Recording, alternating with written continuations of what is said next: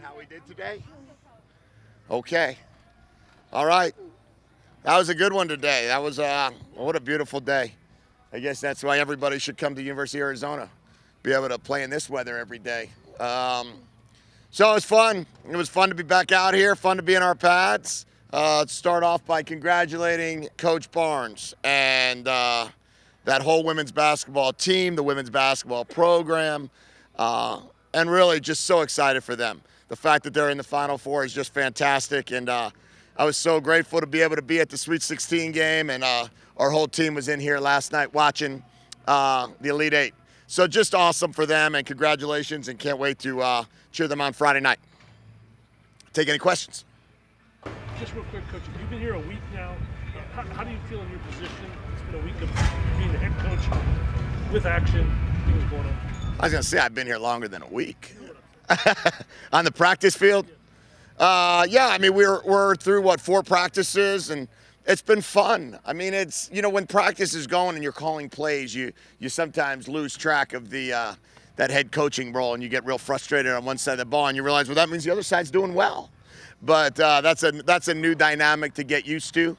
But other than that, I mean, I think I've been around a lot of football practices in my life, a lot of teams, and it's just fun to be out here and structure the practice the way we think is the best way as a staff to get the most out of our guys. We're out here a long time. Appreciate all of you guys staying out here for it. And I think we'll just continue to build off and continue to get better. Isaiah Rutherford was one of Don Brown's defensive players of the week for the first week. Has he been everything you thought he would be so Yeah, far? we're really excited about him. He's really done a great job since he's been here. Attitude's been phenomenal. Effort, hasn't missed anything, is academically doing great in terms of within the community. And then on the field, I mean, it's what you ask for. He gives great effort every play. He's very talented. He's long. We're very fortunate that we got him in the transfer portal, and super excited about what he's done so far. What's your overall impression of the offensive line? Well, like everything, we got to get better at all spots, at all position groups. We got some really good size. We got some athleticism. We've got a lot of good things to work with that group. Coach Carroll's doing a great job already just putting in our scheme with them. They're beginning to get better every day. I'm seeing noticeable differences. The biggest thing in the offensive line is keeping the 5 healthy that are working together.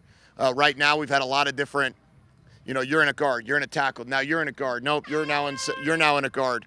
So we got to just try to keep that group healthy. We got to have everybody out here for every practice. And if we can do that, I really think they're going to build into a really good offensive line. What do you want to see out of your starting center? I want to see someone who's real smart, can make calls, can identify fronts, can lead. Our starting center's got to be really, he's got to carry the load for that offensive line. He's the lunchbox guy. He's going to be the guy that's going to take that mindset of, toughness to the whole group. He's going to run the huddle, and he and the quarterback have to build a super tight relationship. There were a couple guys who were suspended last season for different reasons who are now back with the team, Jalen Johnson and Edgar Barola. How did you handle those situations when you got here? We handled last year as last year, and then this year is this year. And we just felt like we're going to move forward if it was appropriate. How do you, in an environment like this, how do you kind of figure out, is it the defense looking better than the offense struggling? Like, how do you figure out these? Yeah, with the amount of plays and the constant one after another, one drill, move the ball, don't move the ball, scripted, not scripted, the tape. Really, I can't really evaluate when we're out here. I mean, because all of a sudden you run a 50, you break a tackle and you're down the sideline, and then you move the ball back to where the initial line of scrimmage, the next play.